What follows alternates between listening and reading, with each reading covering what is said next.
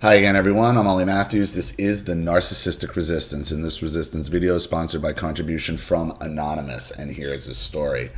Ollie, I hope you're doing well. As I'm sitting here writing you, I feel it is time to reveal my story to a wider audience for their betterment. This Anonymous is somebody I've been Skyping with for some time now. I would like to remain anonymous for the purpose of this video, but I do feel comfortable enough to reveal that I am completing my final semester at the MBA program of an Ivy League university and have received a full-time job offer where I'll be the largest wage earner in my immediate family. Since I feel that these details are important to the fabric of the story, please also feel free to comment during and after the story as if you are reading it for the first time. And I haven't read this yet, but I know this person, and there's a reason why he's telling you what he's telling you up front about the Ivy League school and what he's doing. I grew up as the younger of two children in a blended family dynamic. I have one half brother who is older than me by 11 years, and he is my mother's child from her previous marriage. I should also note that my mother is 10 or 11 years older than my father, depending on the time of year. Looking at it now, I know that's a very weird age gap, and the usual trend is for men to marry younger. But growing up, I figured if it was a two-parent household and everyone loved each other, that those things were all that mattered. When I was very little, I remember my father telling me that the family was about relationships, not blood. At the time, I took the remark at face value and figured that it was well-intentioned. And I don't know if he's going to get to it here, because what Anonymous actually experienced was, well, a couple things. Anonymous grew up autistic. I mean, he's still very high-functioning autistic. So they would use that against him. His mother would use that to kind of hold him back.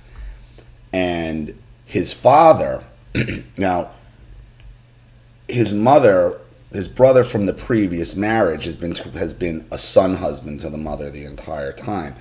And his father, his biological father, Anonymous's biological father, treats his half-brother, his stepson, better than he treats Anonymous the entire time. And I think that's the first time you told me that, where, I mean, he told you right out that relationships, not blood, are what matters. So what he's telling you, even though you are my birth son, that doesn't matter to me. Other people matter. And the father is also completely controlled by the mother, who has a litany of issues that I hope he's going to get to here.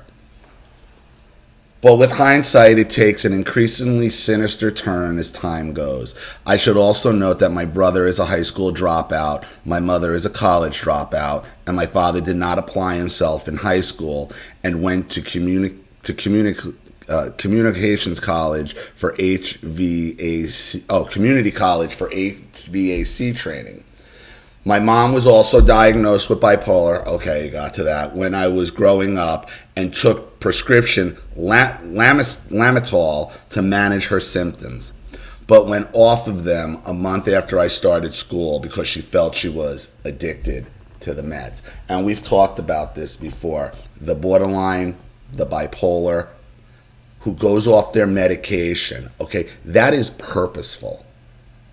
Because when you go off your medication, you're medicated, you're thinking lucidly and rationally.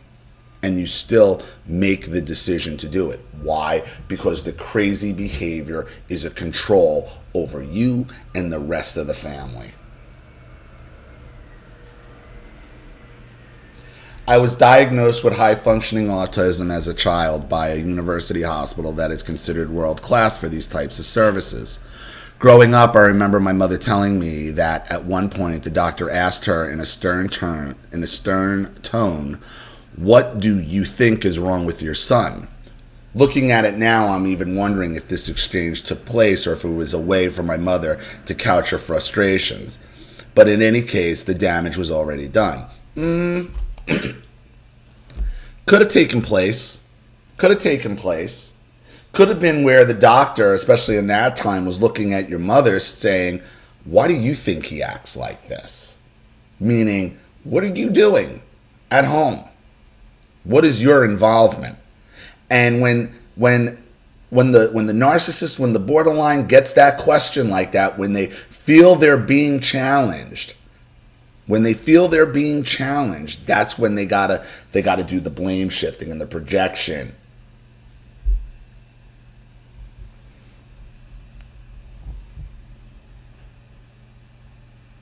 She also told me that she prayed to God and I would be supernaturally cured.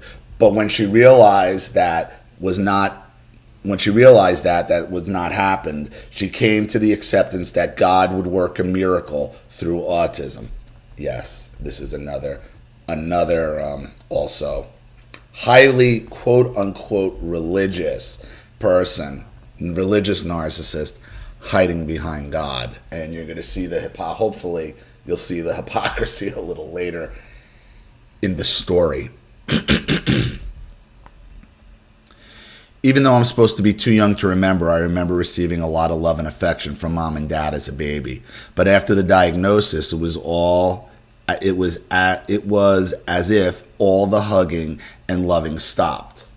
Growing up, mom was obsessed with making sure I was properly dressed, had proper hygiene, was socially well adjusted in progressively more normal situations, from a special needs preschool to an elementary school with physical therapy, to being homeschooled in middle school, to normal functioning in high school. The clothes and hygiene were a constant source of conflict growing up, but I accepted it as part of the process of normalization. And Anonymous, I'm telling you, I don't know what he was like as a child because he didn't tell me, but this is a big dude, like this, because I met him. I met him over Christmas, and he's a big dude. So I could see just being the size and just probably being bigger than everyone else, you're already on edge. So what you're putting on your body and having your mother control every friggin' part of that.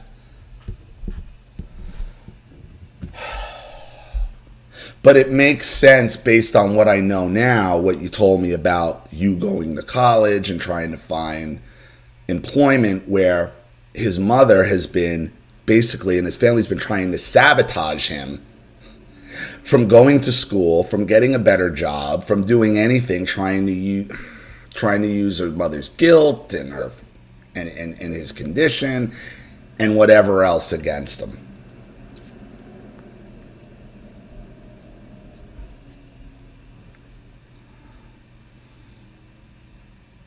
Even at that age, I would routinely say embarrassing things in public and feel ashamed that I was always different from other kids, always an outsider. They drilled the acknowledgement and the awareness of my autism into me, particularly as I grew older. I remember being 8 or 9 years old right after my mother survived a bout with cancer. I somehow stumbled across her medical records. Oh, here it is. Yeah, he is getting into it. I somehow stumbled across her medical records and seeing that she had multiple abortions when she was younger. And she even admitted to it when I asked her about it, like the curious child I was. We were a religious family, so I chalked it up to mistakes she had made before she had gotten saved. But now it puts much more Maccabee spin on events from my childhood and early adulthood, knowing what was to come. Now you can now picture that. You're high functioning autistic, you're 8 or 9 years old, your mother leaves her medical report that she'd had multiple abortions. After his brother was born, by the way. After.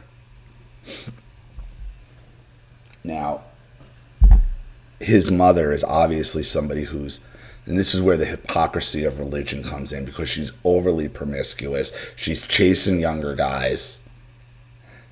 And now she's going to use God to heal Anonymous's autism. Meanwhile, taking herself off her bipolar medication. taking herself off the bipolar medication, telling the entire church that's what she's done, that God is saving her, and they allow her to be around, basically be a youth minister around children. That's why this stuff has got to come to light. Because these dangerous type borderline narcissists, they hide in religious organizations. They hide there. And it doesn't have to just be Islam or some Orthodox religion. It happens in Catholicism, super Catholicism too.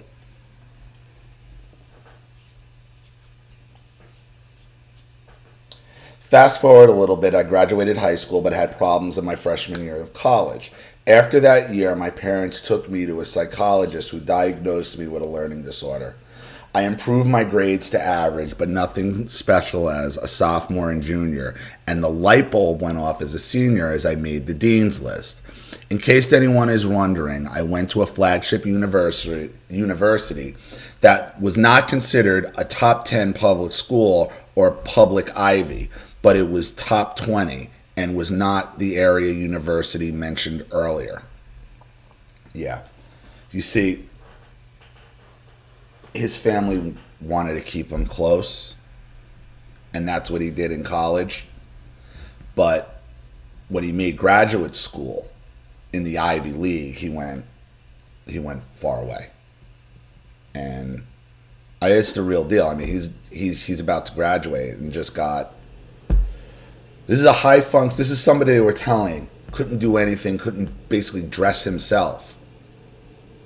To this day, discourage him from even looking for a job or what are you doing? And this is what he's been able to accomplish. I've been talking to him now for maybe 6 months, maybe longer. And from my first conversation to now, I mean, it's just been, as he's gotten all this out and worked through it, I mean, it's just been, to see him change has just been amazing. It's been amazing. And when I met him, he was just such a nice guy, and I felt so good for him,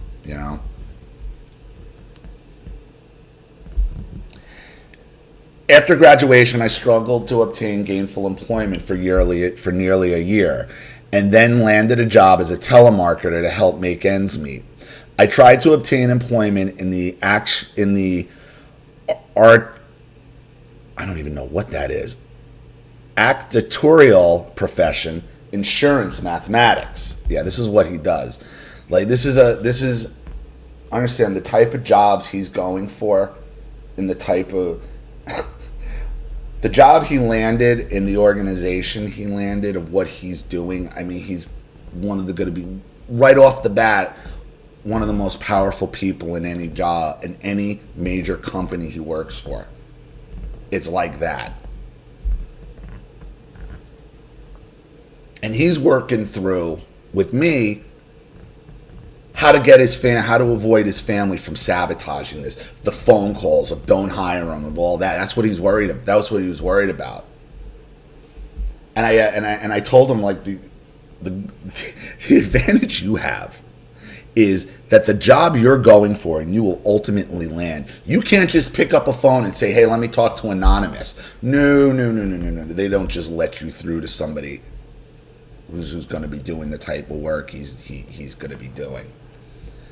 Insurance mathematics, you could basically get a feel of, basically he's running the finances of major corporations. I tried to obtain employment from the actuarial profession, insurance mathematics, during this time and pass qualifying exams, but my interviews would always follow a predictable pattern. I would do well by phone or online assessment, fly over to the interview site on the company's time, always struggle and fuss over my hygiene, my hair, my suit, and tie like my parents had taught me, and go to the interview on pins and needles trying to say the right things, fail to land an offer at the final step, and have my parents and grandparents question the point of going on all those interviews. This occurred for 3 years while I struggled in sales for close to a year. I couldn't get customers to purchase Aflac insurance or AT&T cable and internet if my life depended on it. Thankfully, that roller coaster ended in 2014 when I took a job at a financing company in their call center, and I was even promoted to underwriting 6 months in. But another wild adventure was just around the corner. After college, a tutor I had in middle school remarked that I had quite the head on my shoulders and should consider going to graduate school. 6 months into the job, I vacationed in Tampa and spoke with an MBA graduate at an out-of-state university with a solid academic reputation, particularly in mathematics and engineering. He also remarked that I seemed like a smart guy and that he would write me a letter of recommendation to his program.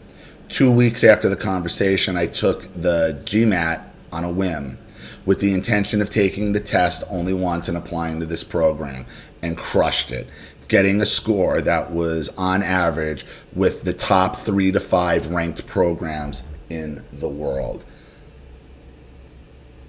When you talk to him, you could tell he's functioning on a much higher level than the rest of us. When they say he has high level autism, it's like, and he communicates fine. You could tell he's such a nice guy and he's so big, but you could tell where the autism comes in because it's a little quirky, and he was fine with me. And like I said, from when he started talking to me 8 months ago to now, it's just been, as he's worked through this, and now he's landed a job where he's going to be making he's going to be out of graduate school, the highest wage earner ever in his family. This is someone, his mother wouldn't let him dress himself. Carried that burden with him on other job interviews after college where he just couldn't get him out of their head. Remember, he went to college locally. It wasn't until he removed himself at graduate school by thousands of miles that the fog started to lift. And he figured out what narcissism was, and he started researching it without them on top of him.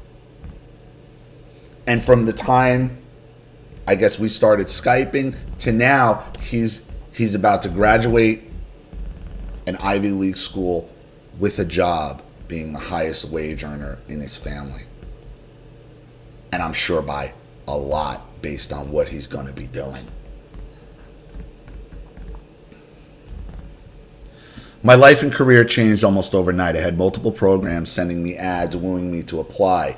A year and a half after the vacation, including someone shockingly getting denied at my original mentor's college, I got an offer of admission from the Ivy League University, and I decided to quit my job.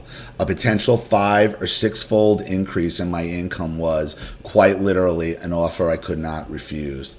At one point, I had to complete a background check for the telemarketing firm, which since closed, and I mentioned to my mother was terrified that I would lose everything.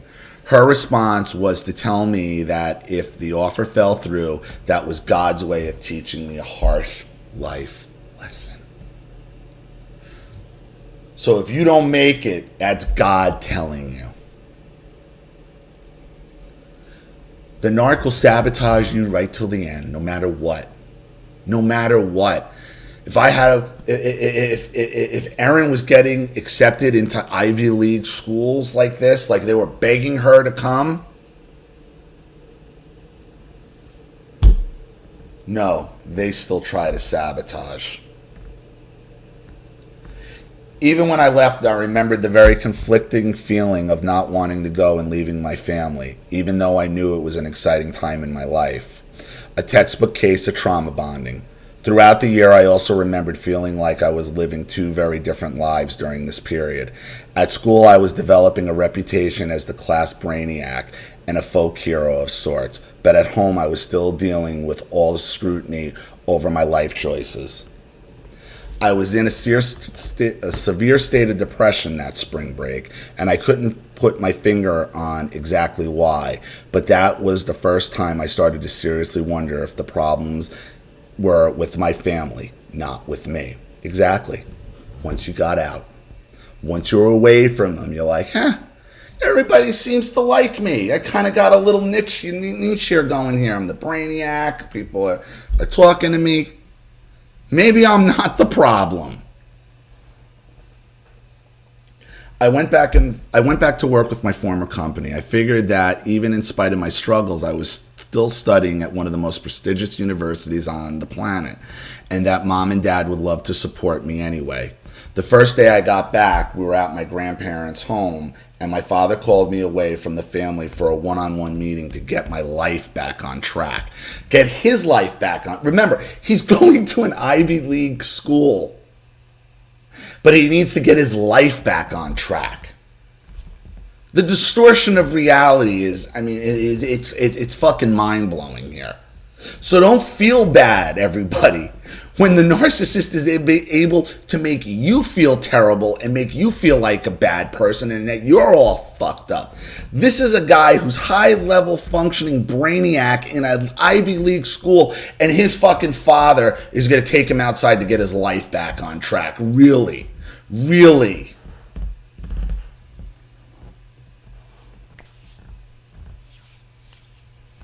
During the conversation, he made a remark about how my brother was better at making friends but needed to work on other areas, and how I was good in other areas but needed to make friends. Even at that time, I thought it was very bizarre that he would essentially compare me to my brother, but I assumed the best. Then I remembered taking him to work one day and setting up his bike rack, and I remembered him telling me, see if you can follow instructions for this simple task. Like, this is a guy in an Ivy League school. For the first time, I finally came to the realization this was not the response of a typical loving parent. That feeling only solidified the next day when he left for work without telling me goodbye. Yeah, you realize that they are trying to hurt you.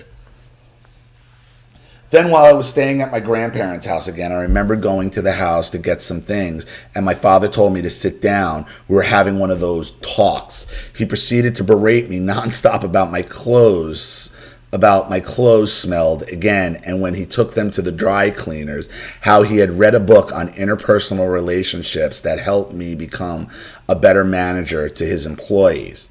I picked up the book and noticed an opened wrapper as if the book had been ordered from an online retailer. At this point, I was very suspicious, and the thought occurred to me, if he actually read this book, why is he acting the same way now as he did years past? I decided to read this book, but scrutinized the meeting in light of its suggestions. I could not find anything, no matter how hard I tried. If anything, I found instances where he actually did the opposite of what the book suggested. At one point, I read about a toxic relationship dynamic where one partner criticizes the other, and it hit me that he had lied to my face with his wife's full consent. Yeah, it's an open gaslight. That's what they do. That's what they do. The book was a way of gaslighting you as he was doing what the book said not to do, to make you feel like you're nuts. Like, well, wait a minute, this is what he's doing, but then why would he show it to me? So it must be that I'm crazy and can't see it. But because you are already out of there, because this was only a visit, you're like, what is this fucking guy doing?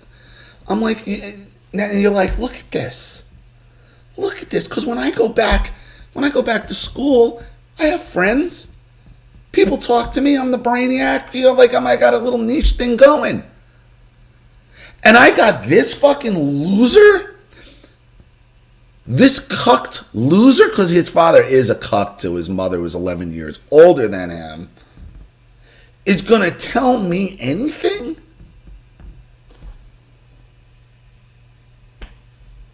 Amazing. I slipped into emotional gray rock for 1 week straight, going to work with an array of physical symptoms. I stayed at grandma's for an extended time to avoid anything drastic, and management was very supportive the entire way. My grandparents told me that I needed to make things right with my parents, and I needed to do something if I didn't like being constantly corrected.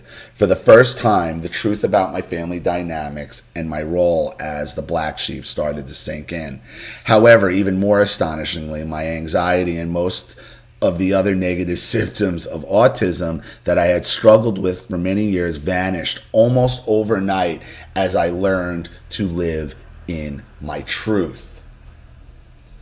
His symptoms of autism vanished nearly overnight once he realized what the truth was about his family.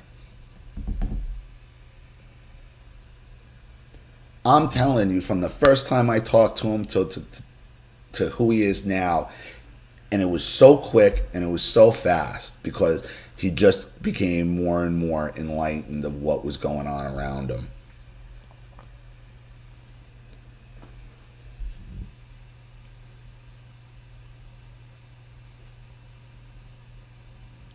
For the first time, the truth about my family dynamics and my role as the black sheep started to sink in. However, even more astonishingly, my anxiety and most other negative symptoms of autism that I struggled with for many years vanished almost overnight as I learned to live with my truth. Even before watching videos on Ollie's channel and doing multiple Skype sessions, I had already developed an inkling that most of my symptoms were inexorably linked to my toxic upbringing. When I went back to campus, my classmates remarked that the difference in my demeanor between my first and second year was night and day, and I finally managed to conquer my on-site hex when I visited a corporate recruiter's headquarters for a final round of interviews and passed. As I sit and finish up this story, I know what needs to be done. I know your people will say exactly the same things in the comments that you have stated over and over again. My mother sent me a video of a preacher giving marriage advice, and I ripped it to shreds using evidence of the Bible. She said she appreciated the remarks and would meditate on these truths. I saw exactly what Ollie was talking about when he says that the religious narcissist makes themselves God. That said, on a final note, I do find it more than a little ironic that, in a certain sense of the word, God actually gave Mom what she originally asked him for, and I was freed from many of the symptoms of my childhood. But he answered her prayer in exactly the way she didn't want. Please feel free to add any details from our Skype session that I may have missed to help flesh out any aspects of the story that you may deem necessary, but keep me anonymous. Well, pretty much went through it all, but what you said at the end just wraps it up perfectly, man. Perfectly. When God gives the narcissist exactly what they ask for, but not what they want, it's a beautiful thing, isn't it? And congratulations for everything you've accomplished. And I mean that. I'm really proud of you, man. I really am. So, thank you for your contribution and all your support and writing in. I really appreciate it. Thank you to everybody watching. Please leave any opinions or advice in the comment section below. And again, if you want your story read on the channel, you have a topic you'd like me to cover, a narcissist you'd like to expose, you'd like to set up Skype, a phone call, have a private video made, or a Facebook live chat, or you'd like to sponsor a video like this for someone who needs help and can't afford it, or just make a contribution to the channel in general to keep it growing, supported, and advancing, because this channel survives 100% on contributions from all of you guys. And I got a video to do on that later too. Without you guys, all this goes away. So if you like what you see here and you want to see more videos like this, you know what to do with the PayPal and email links in the description box, even if you want a political video as well. So please also like and share this video wherever you can. Subscribe to my channel if you haven't, and be sure to click the subscription bell to be notified of all my video uploads. I'm Ollie Matthews. This has been The Narcissistic Resistance.